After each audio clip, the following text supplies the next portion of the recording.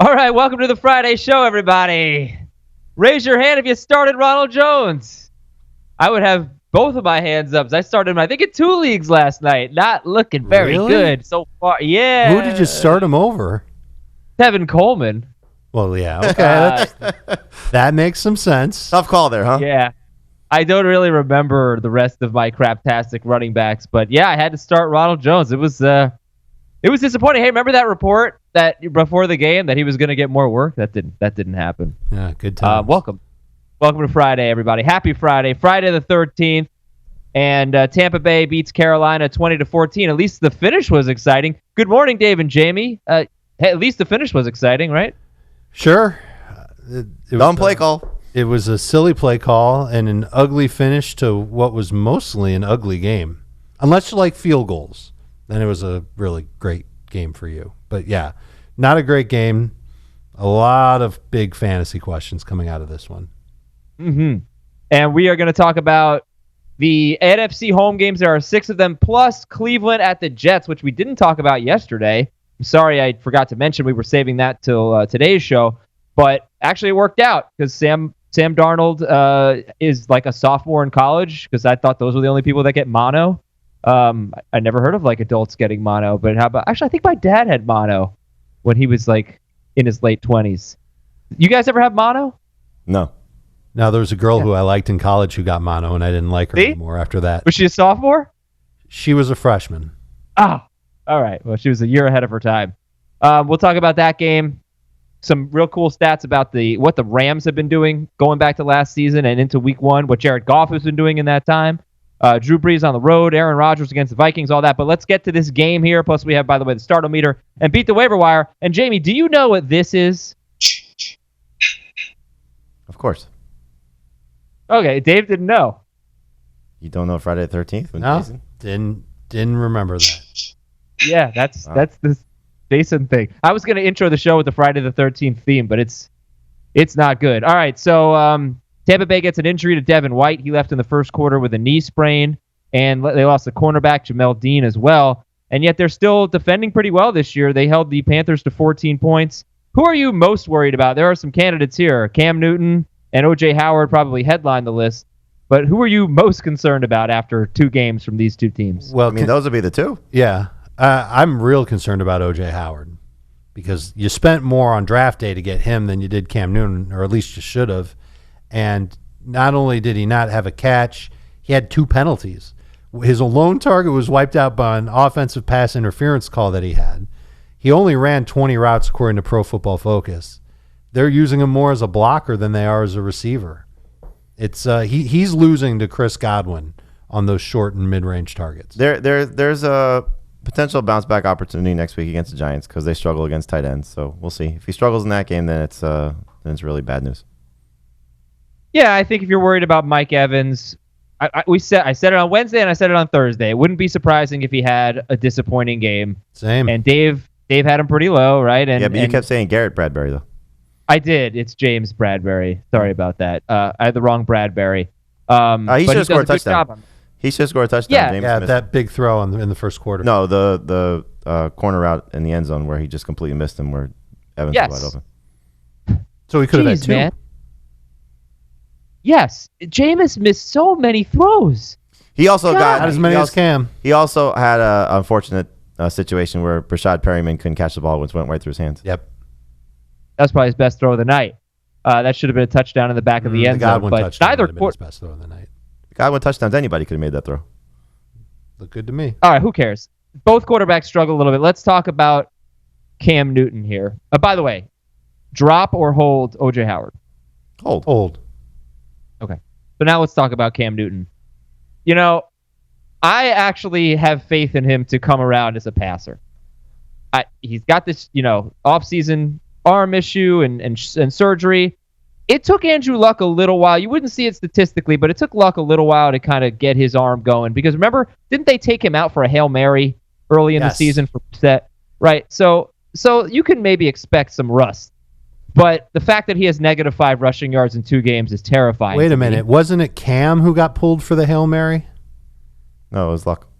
I think Pretty it was sure Luck. Cam was pulled for a Hail Mary too. Maybe I'm just misremembering on that, but Well, Whatever. Luck wasn't really getting the ball downfield early in the season. Cam, at least you could see he still got a rifle for an arm. He threw the ball downfield a little bit more, but I'm mostly concerned about the rushing yards and the fact that they're not using him to run the ball in short yardage. I mean, it was the most telling thing was the last play of the game. He had to get a half yard for a first down, and they didn't do it.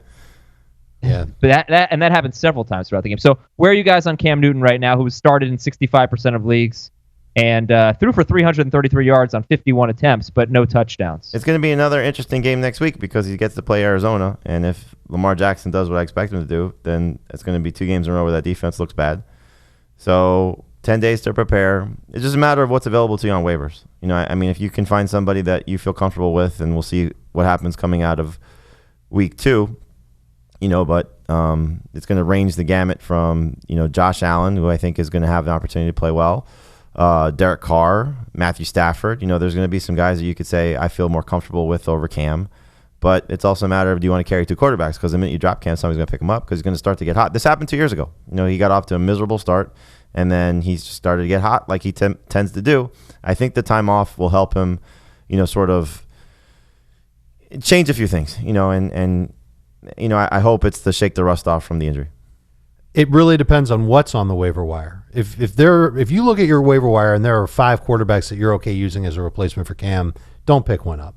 But if there's only 1 or 2, then maybe you should just make the room just in case Cam has another bad game in week 3. But again, we're not dropping, we're holding. No, someone will pick him up in a heartbeat. 10-team league, Right. It's a little bit easier. Yeah, but I mean, I'm still hoping there's enormous upside, but there's not enormous upside if he doesn't run the football. And he somewhat stopped running the ball late last season. I'm looking at his game log now. He had more than 33 rushing yards once in his last 7 games. Well, that was He had 10 after the shoulder injury, right? Well, Yeah. From the Pittsburgh game? Exactly. Yeah. That Pittsburgh, he played 6 games beginning with that Pittsburgh game. He had 10, 2, 63, 33, 23, and 15 rushing yards with 0 rushing touchdowns. I didn't really buy it. I thought he was going to run the ball a lot this year. I thought he was going to be Cam Newton. That's not there. You know, this is typically when you're going to get the quote of a lion's going to be a lion. You know, he's going to say something that's going to lend itself to you thinking that he's going to get back to doing what he does when things are going wrong. Right. Optimistic. Okay, so you see some buy lows in this situation, like Evans and Cam, I guess, would headline it. Evans, for Evans, sure. yes. I mean, that's an easy one. Mm-hmm. How about Peyton Barber, 23 carries, 82 yards, and a touchdown, 1 catch, and Greg Olsen, 51%. I'm so annoyed that I had to drop Greg Olsen. 6 catches, 100. I dropped him in one league because it's a 12-team league, and waivers didn't run the first week. I don't remember what the circumstances were, but T.J. Hockenson was available, and I had Hunter Henry. So I picked up Greg Olsen first, and then I was like, okay, well, I got to make a transaction to try and get Hockenson if I can. And so I dropped Olsen before the game, had no tight end, and missed Hockenson on waiver. So it was a disaster all the way around. Yeah, it's a shame. I kind of liked the idea of a Greg Olsen bounce back this year with him being healthier. You had him in a couple He's weeks. healthy, yeah. I had him. Did you say me or you? You.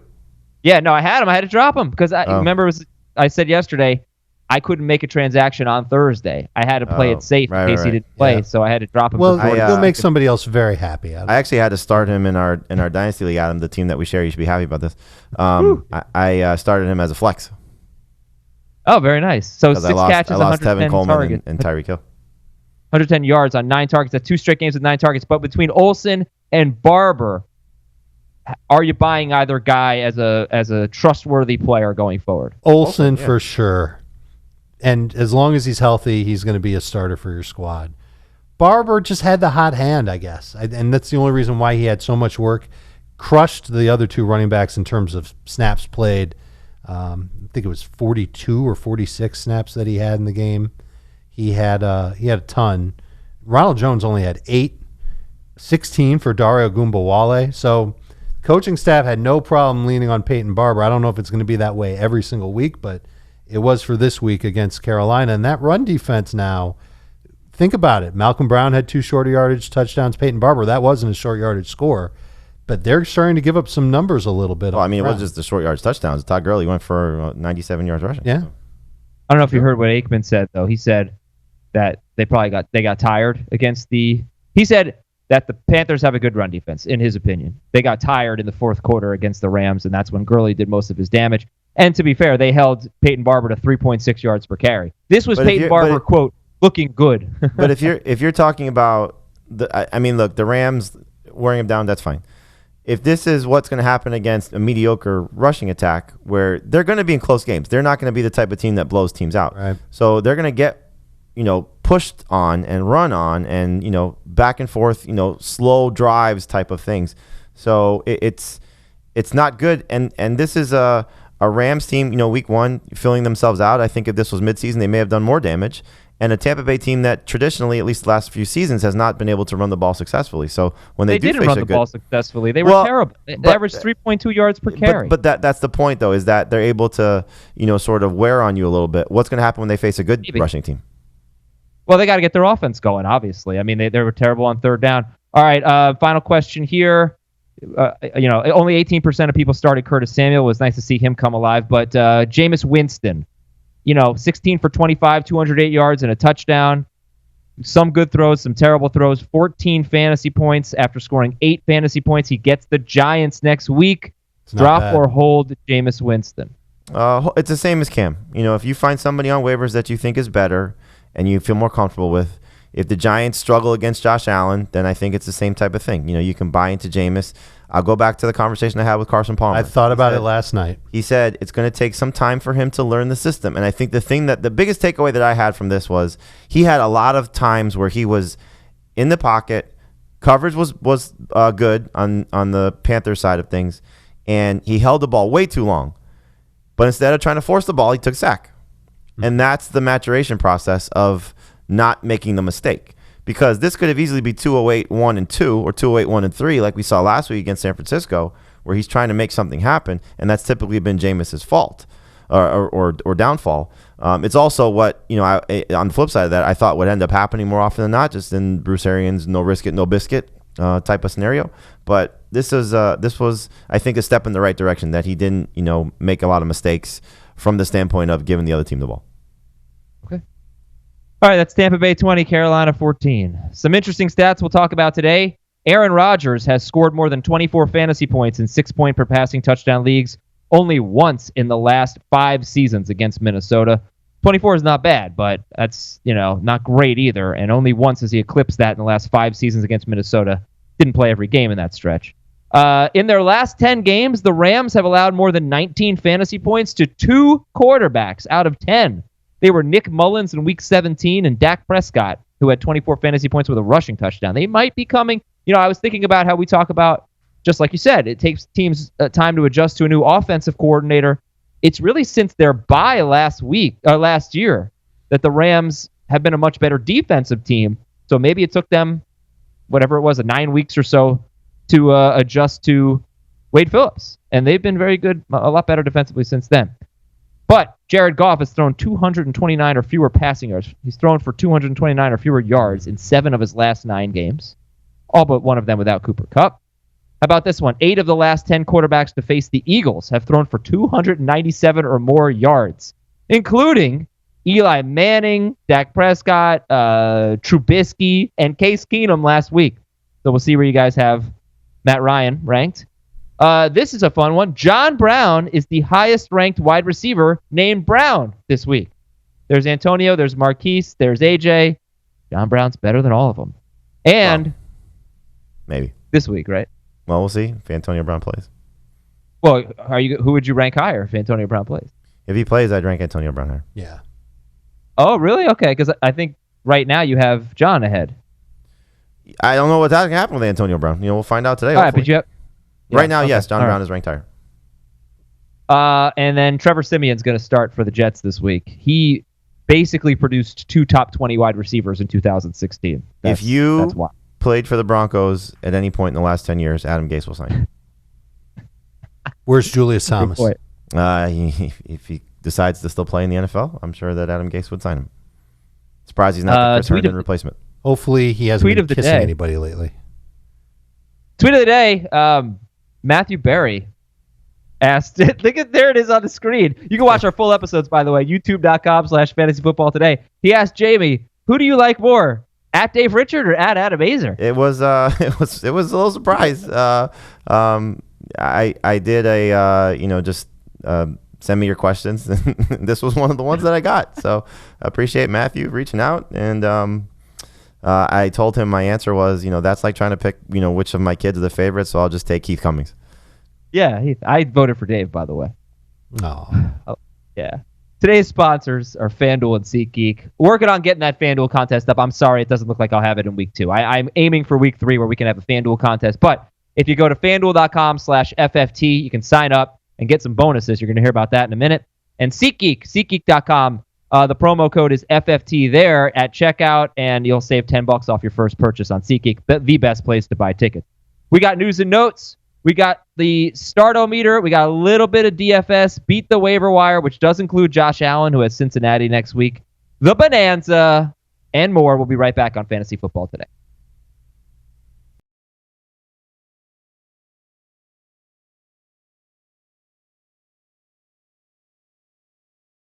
News and notes. The NFL is going to meet with Antonio Brown's accuser next week. Do you guys have anything to say about this, or just wait and see? Wait and see. Yep.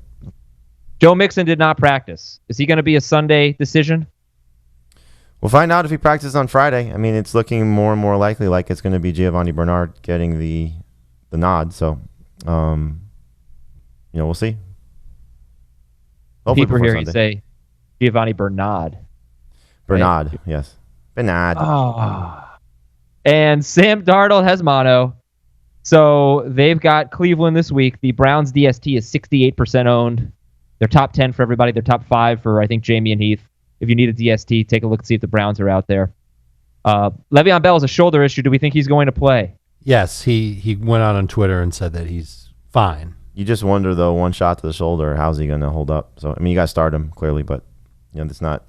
This is the interesting thing that I think that we're going to find out about the contract is playing through injury when you need to get your money and then playing through injury after you got your money. We see it with athletes all the time. Hopefully this is one of those situations where he's fine. Should you go and get Ty Montgomery right now? If you have an open roster spot, I looked in a bunch of my leagues to see if I could find a way to get him in the leagues where he was available. I couldn't, but it's not a bad move if you do have an open roster spot. Yep, just in case.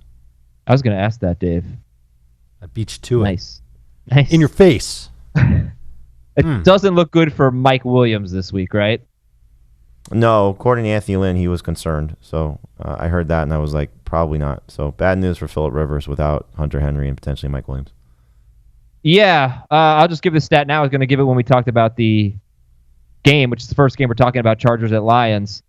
Phillip Rivers, in 2016, he did not have Keenan Allen, and he was still a top 10 quarterback. He threw for 4,390 yards, 33 touchdowns, and 21 interceptions. He had Tyrell. He had Tyrell, Dontrell Inman, Travis Benjamin, Hunter Henry, Antonio Gates. At least he's got Keenan Allen now. He's got Keenan Allen. He's got Inman. He's got Benjamin. He's a very good quarterback, but he doesn't have great pass protection, and that could be a problem. All right, yeah, he's somebody you want to avoid this week. He's got Eckler. Phillip Rivers. He's got Eckler. Yeah. Never mind, he'll be fine. He's got Austin Eckler. The world is good again. Marquise Brown is a hip issue. He should play through it, but he's a little dinged up. Yeah, he's practicing. Got a question of trade of John Brown for Marquise Brown. I would rather have John Brown moving forward. Me too. For this situation, the injury scenario of Marquise Brown. John boy. Sterling Shepard did not practice on Thursday. I think Cody Latimer left practice with an injury. It's ugly. It's Evan Ingram and nobody else. Bills DST is widely owned. They're like 86% owned.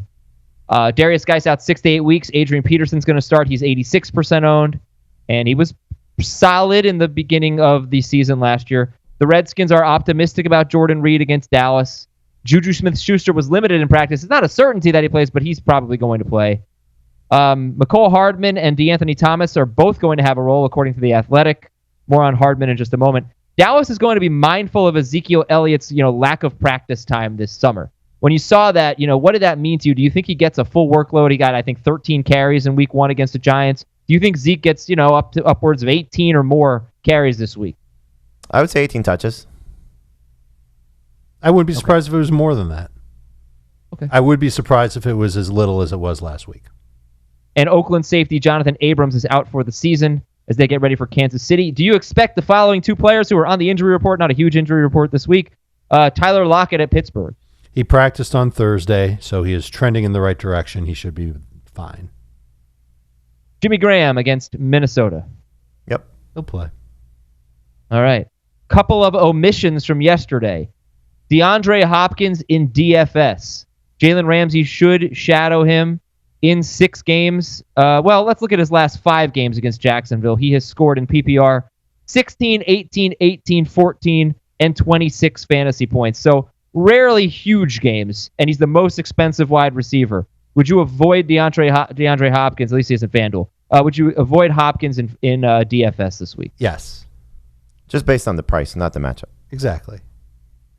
Right. That's why you'll start him in your seasonal or in your redraft leagues. Seasonal redraft, whatever you want to call him. I don't think I asked about McCole Hardman. I know we talked about him a lot with Ben on Wednesday. I don't know if I said. Would you think about starting him? Somebody said I left him out. Keeper leagues, if you're stuck. There are a lot of better starting options in terms of the guys that we're able to pick up. John Ross is better. I think you can make a strong case. Terry McLaurin is better. Marquise Brown is better. But he is one of the better stash candidates that you can have just to see what happens. I mean, you alluded to it, Adam, that they're going to kind of split time with DeAnthony Thomas and Hardman. Hardman was the one that played basically every snap for Tyreek Hill when he left the game with the collarbone injury. We've seen this from the Chiefs time and time again that they kind of consolidate their targets as opposed to necessarily opening up to allow other guys some plays. But he's going to touch the ball. He only had 1 target in the game last week. That was a surprise for as much as he was on the field. So it's one of those things where you take a chance on the best quarterback playing in a game that's not exactly the best defense. So if you are stuck, it's more of a dart throw in a 3-receiver league, but he's also a good daily option too. Yep, he's in my daily lineup. DraftKings. Cool. And tournament more so than cash games. Couple things to promote real quick. Eye on Fantasy Football, the radio show, Saturday night. Please listen to it 10 to midnight Eastern on CBS Sports Radio. You can call us up, 855-212-4227. We take your calls for 2 hours. It's awesome. CBS Sports HQ live Monday through Friday, noon Eastern, and you can catch it. If you have the CBS Sports app and you're watching HQ on your connected device, you can see a replay of the noon show if you miss it. So that is awesome. And since I give so many takes that people hate on Twitter all the time, like what I said about the Avengers the other day, I'm sorry. I decided today, it's Friday, I'm happy, even though it's Friday the 13th. I'm just going to give a take that I think everybody's going to like, okay? So here we go. Ready? Nothing controversial. Mint chocolate chip is the best flavor of ice cream. Used to be my favorite as a kid. It's the best. Great. It's very good. Yeah.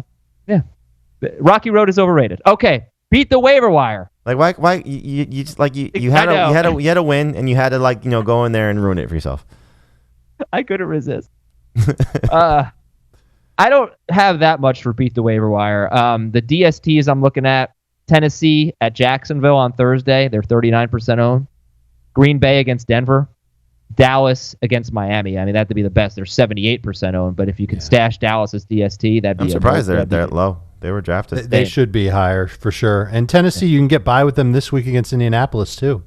So if you've got a DST that you don't like, pivot to the Titans and you're good for at least the next 2 weeks. How about Jacoby Brissett against Atlanta and Josh Allen against Cincinnati are the 2 quarterbacks I looked at. I think we'd prefer Allen, right?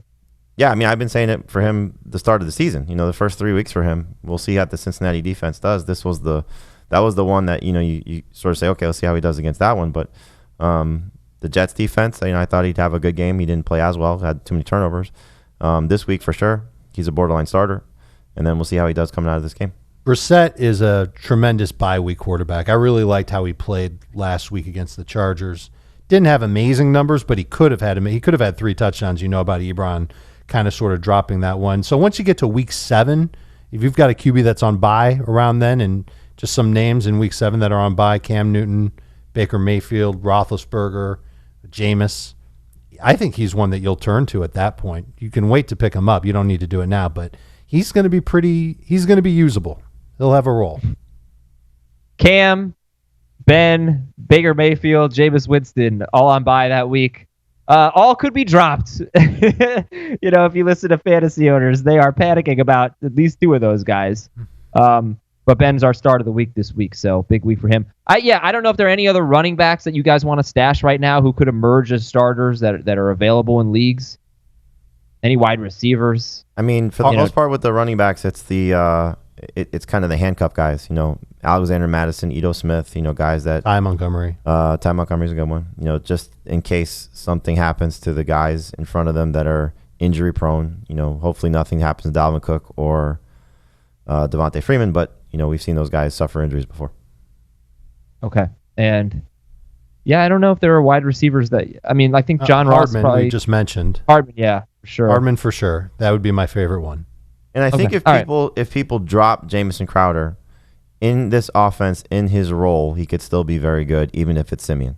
Now they do have their bye week coming up in 2 weeks, so I don't know if there's a huge priority there, just given the fact that you may be a little bit some trepidation to start him against Cleveland with Simeon in the first game, but I wouldn't give up on him. And then for the Hunter Henry owner that does have an open roster spot, pick up a tight end that you can use now, but also you might want to speculate on Chris Herndon just in case.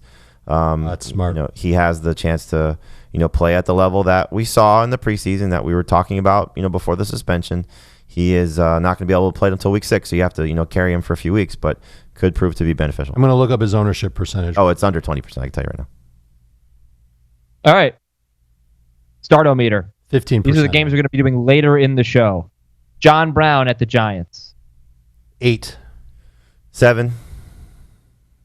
6, 5, 4, 3, 2. Okay, John Brown's a start. Devin Singletary at the Giants. 8. 6.5. Who's a better start, John Brown or Singletary? I'll take Singletary. I'll take Brown. Brown is safer, but I think this is the breakout game for Singletary. I hope it is, and one's coming, whether it's this week or 2 weeks from now. He's too good. They can't just keep handing the ball off to Frank Gore. Now, we said this last year about the Dolphins and Frank Gore and Kenyon Drake, and it never really happened. Different coaching staff, and I would argue a better running back here in Singletary compared to Drake. Josh Allen at the Giants. 6. 5.5. Allen or Aaron Rodgers? Rodgers. Ooh, it's close. Probably still Rodgers. I don't know why, though. Dak Prescott at Washington. 10. 9. Michael Gallup at Washington. 7. 7. John Brown or Michael Gallup? Brown slightly. Yep. Adrian Peterson against Dallas. What's the format? Non-PPR. I will not start him in PPR. He's like a 5. Non-PPR, 5. PPR, 2. Chris Thompson in half PPR. 6. Full PPR. 8. 6. A Washington tight end. 4. 6. Would you rather start Chris Thompson or Devin Singletary in PPR? Singletary. No, I'm sorry. Oh, really? Thompson. I like. Would you rather start Thompson or Singletary in half PPR? Singletary. Okay. Terry McLaurin against the Cowboys. 3. 5. Jarvis Landry at the Jets. 3. 6 in PPR. Baker Mayfield. 5.5. 6. Jets wide receivers. Crowder in PPR is like a 6.5. Robbie in any format is like a 3.5. Crowder non-PPR like 4. Agree. Yeah, why so low on Baker Mayfield? Why is he outside your top 12? I just didn't like all the mistakes that he made last week. And it seems like a really good matchup. It seems like a good bounce back spot, but just really I almost want to see him have one of those big games like we saw last year before I go all in on him again. Prescott, much easier start at this point. Breeze on the road, I know the track record isn't great. I'd still feel more comfortable with him. I think the thing with Baker that will help him a lot is if C.J. Mosley and Quinnen Williams are both out. You know, that's one thing that we talked about on CBS Sports HQ yesterday is that as Adam Gase, the clip that I heard was rattling off the numbers of the players who are missing and not practicing. You know, he said 14 is out with mono and 26 has got a shoulder, not going to practice. You know, I was waiting to hear what he was going to say about Mosley and Williams because that's Aside from Le'Veon, because clearly Darnold's not a huge fantasy option. Clearly impacts the receiving core. But I was curious as much about those guys as I was about Williams and Mosley for the Browns' offensive players. And yeah, seriously, I think it's going to be huge for Chubb. I think things are setting up for Chubb to have a huge week. Mosley didn't practice, Williams didn't practice, but they have 2 more practices to go before we know their game status. From what I was reading this morning, they are optimistic about those guys, Mosley and Quinnen Williams. And when Mosley got hurt last week, I've said this enough times, it changed the entire game. They basically lost the game because of that, and that's when Devin Singletary got involved. All right, enough of that. We know Browns-Jets is not going to be the bonanza. I am down to 2 games right now. So who's off the table? The Saints and the Texans. Saints and Texans are gone for the next self-imposed 3 more games. 4-week ban. It's either going to be AFC West showdown or Sunday Night Football. Bum, bum, bum, bum. This week's bonanza is the Chiefs Raiders. It's interesting that it's the survivor pool style that you're going with, that you can't use the Chiefs now for another 4 weeks. Yeah, I know. Yeah. I know. Believe me. It's a good call, though. I think Derek Carr's going to have a monster performance. Oh, yeah. Jacobs and Tyrell Williams is an absolute must in DFS. I don't like his price is too low. So Sammy Watkins. I'm excited about him. But he's still like a top 8 receiver in pricing. Does not matter. Well, I mean, I don't know if he's the 8th best. Yes, I think he's in my DFS lineup. So that's the bonanza. All right, let's go to the games. Chargers at Lions. An injury note, something I did not realize in week 1. Denzel Perryman, he is probably the most important player for the run defense for the Chargers. He played 1 snap, and it was on special teams. They are easing him back. He is not fully healthy yet. So we'll see what that means for Kerryon Johnson. I like it. Now, yeah, I mean, it's good for him. But I don't know how many snaps he's going to play. I assume it'll be more than last week. Not Kerryon, Denzel Perryman we're talking about. Phillip Rivers, 19th for Jamie and Heath, 14th for Dave. Try to get away from him. It's kind of self-explanatory. So how about Austin Eckler? He's a must-start in PPR. In non-PPR, is he also a must-start, Austin Eckler? Yes. They're running out of guys to give Phillip Rivers to use. So I would imagine the run game, or the running backs used both in the run game and the pass game, are going to get more work. And that includes Eckler. He's going to have to hold up. But the numbers last week should make you feel real good about starting him. How does Justin Jackson compare to other number 2 running backs that might get work, like Malcolm Brown, Raheem Mostert, guys like that? I'd put Mostert ahead of him. Yeah, I'd still take Jackson. Jackson, I think he might get up to 10 touches, and I think he's got to score in order to make you feel good about having him on your team. Mostert could be better, but I want to see what they do with Jeff Wilson, because I know they like him. Okay. And I mentioned this stat last week, but Detroit's defense allowed 57 fewer rushing yards per game after trading for Snacks Harrison than before him. And they also added Mike Daniels, and they were okay against David Johnson, at least on the ground. 18 carries for 82 yards, but they did give up 6 for 55 and a touchdown receiving against Johnson. It's also in 5 periods, too. It's also what? They played overtime, so 5 quarters. Oh, yes, they did. Full overtime. All right, so then Keenan Allen. Are you nervous at all about Keenan Allen with Darius Slay? Not this week without the other guys there. I mean, they'll find ways to get him open. You're starting him. I agree. And I don't know if Slay goes into the slot very often. I think he just stays on the outside. And Keenan Allen, we know that he plays in the slot a decent amount. Okay. How about if Mike Williams plays? Would you start him? And where would you move Phillip Rivers in your rankings? Because like I said, he's outside the top 12 right now, and he's way outside for Jamie and Heath. I would probably put him a little below where Dave has him. So still no higher than 15. And I might move him ahead of Aaron Rodgers, and that's it. For the people I give you an example. I had a league where I had Rodgers and Rivers, and I played Rivers last week over Rodgers. I dropped Rivers to play Derek Carr. So if Derek Carr is available, I'd much prefer Derek Carr over Phillip Rivers. Even if Mike Williams plays? Even if Mike Williams plays.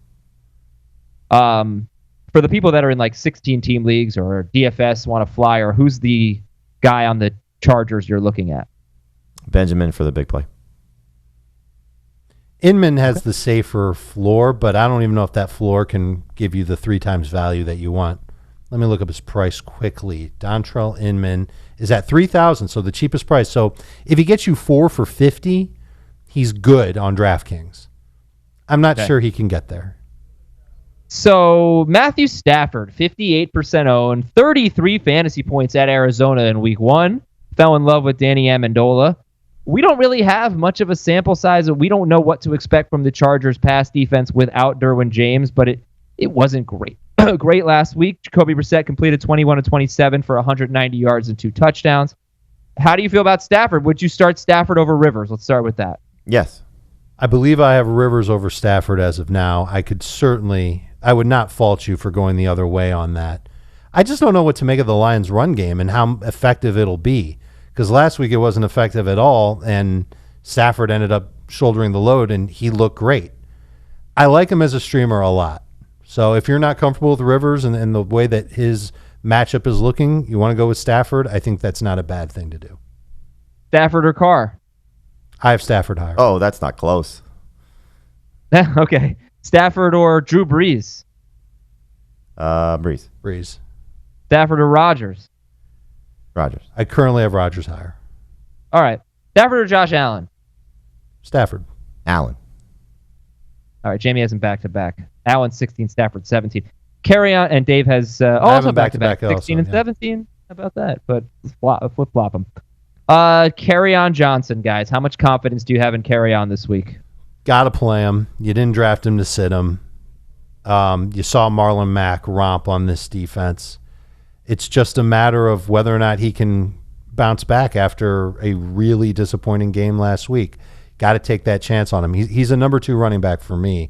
A little bit lower end of that running 2 spectrum, but still somebody that I think you got to go with. Yeah, agreed. So I'll take give me a Eckler scenario. easy. Just in this same game, Eckler easy. A couple other running backs I would still start to have him. Fournette. Obviously the guys that had big games in week 1, Mack, Jacobs, Henry. Go with them. If Mixon's out and Gio is the guy, I'll take Gio ahead of him as well. How about Breida or Carry on? I've got Carry on higher. Who's a better flex, Kenny Golladay or Carry on Johnson? Might be Golladay in PPR. All right. I'm nervous about Golladay. I think you're going to see Casey Hayward on him. That's going to be tough for him. And there's just so many other mouths to feed now if they do opt to pass. So how do you feel about the wide receivers in general? You know, Golladay, Jones, Amendola. How do you feel about them? I think Galladay's a low-end starter. I prefer him as a number 3 receiver this week. Jones is kind of hard to trust, just given how many targets went in other directions. Amendola is better in PPR than non-PPR, and Hawkinson I think is the best of the bunch. Hawkinson's a top 5 tight end. All right, running right up the flagpole. Okay. Yeah, I'm a little like I don't know. Obviously, I'm starting Hawkinson, but you might have 2 good options here, and it's a lot to ask for him to have 2 good games in a row. Agreed. I think if you're the Hawkinson owner with a second guy, unless that second guy right now is OJ Howard, but if you're the Ingram Hawkinson owner, the Kelsey Ertz Hawkinson owner, go to the Hunter Henry owner right now and see what you can try and flip for him. Like I made an offer. I have Kelsey and Hawkinson. It's a keeper league where I'm going to keep Hawkinson next year for a 14th round pick. Ooh. And I have Kelsey, who is in the last year of me keeping him. I offered the Dalvin Cook owner who lost Hunter Henry, Kelsey for Cook. And so I haven't heard back yet. We'll see if that's a trade they're willing to make. But, it's circumstantial, depending on what you want to do. But I think you can flip Hawkinson because that may be his best game. Wouldn't be surprised. It was awesome. If you can get something great from the Hunter Henry or any owner that's searching for a tight end, you may be able to get something very good in return. The worse Carry-On Johnson does, the much better TJ Hawkinson will be. He's going to be – they'll flip a switch, and he and Amendola will start getting plenty of targets each week if Carry-On breaks down, stinks, C.J. Anderson gets more work, whatever the case may be. If this run game can't get going for the Lions, you're going to see Hawkinson really explode. All right. Dave and Jamie are going to tell you to sit both DSTs. Heath does have the Chargers as his number 7 DST. Wow. They had just 2 sacks in week 1, but they were facing obviously a great offensive line. Yeah, I mean, Hawkinson's only 3,000 on DraftKings. What? That's it. Okay. It's worth signing up for DraftKings and starting a lineup just to have Hawkinson If he gets you 4 for 50, you're succeeding. That's returning value. Also sign up for FanDuel at FanDuel.com/FFT. All right, what's his price on FanDuel? I'll look it up. I bet it's cheap too. We'll take another break here on Fantasy Football today, our last break of the show. Minnesota and Green Bay. When we come back, a lot to talk about in this game. We'll be right back.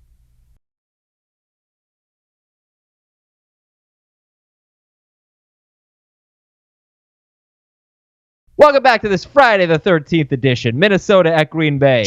I've been wanting to play this weird soundbite for every game, so I'm going to intro every game with that. Just enjoy it. Stat of the game you're probably going to ignore, number 1. Kyle Rudolph has scored 11 or more fantasy points in PPR in 4 of his last 6 games against Green Bay. Are you ignoring it? Yes. Yeah. Stat of the game that you will probably ignore, number 2. Devontae Adams has had less than 70 receiving yards against Minnesota in 3 straight games, but he has scored in all 3 games. Are you ignoring the low yardage totals? I guess. Yes. All right. Start Adams, sit Rudolph. Yes. Yes. Okay. Stat of the game you might not ignore. Aaron Rodgers has scored more than 24 fantasy points, I said this earlier, in 6-point per passing touchdown leagues against the Vikings once in the last 5 seasons. So, starter sit Aaron Rodgers. I would try and get away from him. Derek Carr over Aaron Rodgers. Wow. I think Aaron Rodgers can still find a way to get to 20 fantasy points. Carr could blow that out of the water. It's definitely possible, but I think I'd just still go with Rodgers over Carr. So, by the way, 24 fantasy points is what I mentioned. He hasn't had more than that, only once in 5 seasons. 1, 2, 3, 4, 5, 6, 7, 8, 9, 10, 11. That would have been 12th last week in 6-point per passing touchdown. I mean, look, Matt Ryan got to 22 against them in garbage time. I just think it's going to be a low-scoring game with the Packers defense playing the way it does. And Minnesota, so 2017, they gave up 11.6 points per game at home, 19.4 on the road. 2018, 19.6 at home, 23 on the road. The road games were a little more difficult than their home games, but, teams are better at home. There's no surprise there.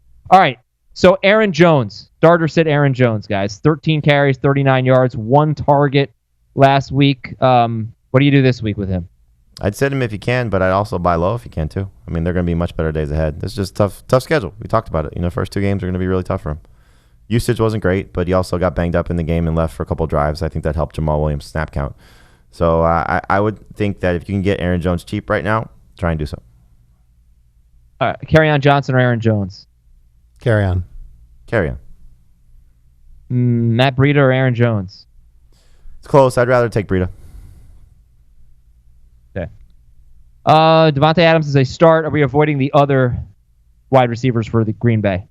Yeah, I think so. I mean, look, you may get another big play from Valdez-Scantling, but he's going to need to score or get 2 of those. And I would probably look to go a different direction. I'm very interested to see what Jimmy Graham can do this week. He is 67% owned. He had 3 catches, 30 yards, and a touchdown on 6 targets at Chicago. In his 2 games against Minnesota last year, he had 95 yards at home and only 34 on the road. And I feel like tight ends, it might be a weakness for Minnesota. When they faced good ones last year, they didn't do great. They gave up a ton of production to Hooper last week. And what do you think about Jimmy Graham? Is he a start? Not for me, but if you are, again, the Hunter Henry owner that's fishing, he could have another 3 for 30 and a touchdown. I think he's best as a top 15 type of tight end. So almost good enough to start. Okay, that's Jimmy Graham. He's better than Kyle Rudolph? Yes. Until you see Kirk Cousins throw the ball more than 10 times, you can't trust Rudolph. The only guys you can hope for are Thielen and Diggs. What are you talking about? Rudolph had 10% of the target share last year. It was great. Bold prediction, he will throw more than 10 passes. In fact, I'm debating Kirk Cousins or Matthew Stafford this week. I think you guys are going to tell me Stafford, right? I mean, I would. You can go with Kirk Cousins if you want. What's the over-under pass attempts? 20?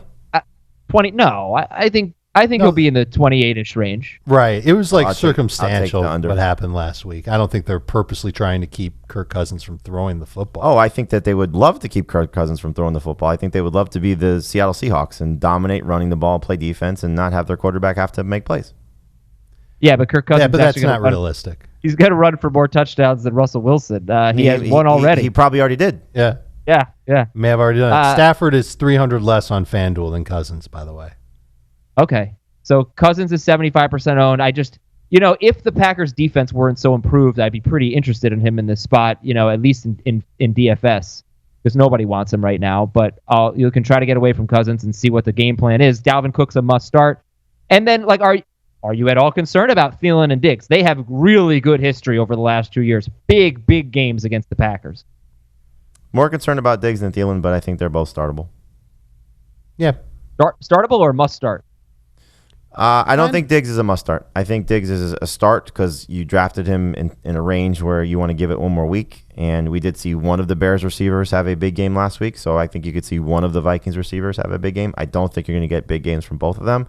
But the hope would be is that you kind of get, think about the Panthers stat line last night. 9 for 89 for Moore and 5 for 91 for Samuel. I think that's realistic for both those guys with one of them potentially scoring. If you're going to ask me which one, I would say Thielen probably scores. To me is what I'm hoping for those guys. That sounds like a decent game for Kirk Cousins. I mean, let's not forget Cam at 330 yards. I mean, if it's 330 and 1, I think Stafford would do better. But I don't think it's going to be 331.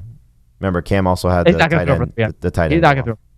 No, he's not throwing for 330. Because Cam had 51 pass attempts. That's not happening. Which DST do you prefer? Minnesota. Packers. Okay, it's close though. You guys both have those two defenses around 10 to 12. Yeah. All right. Okay, cool. Saints at Rams. I didn't even think about this one as the bonanza. Well, you couldn't. That's right. You can't even use it. But even if I could, I don't. Okay, they played twice last year. One of them was the bonanza to end all bonanzas. The other was a total Costanza. The first game was 45-35, and the second game was the overtime game. It was 26-23, but not a very good fantasy game. I don't know, man. You know what I'm trying to say. I almost don't want to say it out loud, but I feel like this could be a mid-scoring game, not low, but like a mid-scoring game. I agree. I could see both teams getting in the 30s. I could see both teams staying in the low to mid 20s. Rams had to shake their rust off game last week, back home. Saints on the road, short week, and their defense did not look good against the Texans. They're playing a very similar offense in terms of a high-powered, scoring team. So I could see them having to chase points, and it's kind of the only reason I still think Breeze is startable, because I think he's going to have to throw a little bit in this game. But I think Kamara does what he typically does. He was awesome last week. I think he's awesome again, plus he scores. Latavius is in play as a flex. It's going to be a matter of who the second option is for the Saints passing game. I think this actually be a Jared Cook game where he comes up and plays a little bit better than we saw last week. So with Thomas and Cook, I think Breeze will find 2 touchdowns. I think Kamara and potentially Murray also score. So I think they can get to 4 touchdowns. And the Rams, I don't think the Saints are going to stop them. Well, the Saints are not going to stop the run game. They obviously missed Sheldon Rankins last week. So, okay, you're starting Kamara. How do you feel about Todd Gurley in this game? Number 2 running back. Yep. Number 1. I think he's a number 2. By the way, we don't know how much work he's going to get. Last week he didn't get as much work. And, if he had scored, if they had worked him in short yardage, we'd feel a heck of a lot better about it, but they didn't. This is going to be market correction game where you get they're inside the 5 and Malcolm Brown's there. Malcolm, go off the field. Todd's coming on. I don't know. Is it Malcolm's series or is it Todd's series? That's what they were saying. Is that I think Sean McVay's tired of answering that question, so I think you're going to see Todd go in there and get the touchdown. I screwed up the order of that, but what I meant to say was hopefully they're not going to stop Todd Gurley because they missed Sheldon Rankins. Yes. The Saints don't have to worry about Alvin Kamara. We do have to end the video portion of our show right now. I did not realize the time. It got away from me. So let's do that. You can watch basically the full show of video on youtube.com/fantasyfootball today. We're uploading all of the video portion, but stick around for the audio portion. When we continue fantasy football today, we'll get into Jared Goff and Drew Brees, all the wide receivers in this game, everything you need to know. And then we've got 4 more games after that, which are, for the most part, a lot easier. So we will be right back. Don't go anywhere. Audio starts now. Thanks for watching the video portion of FFT.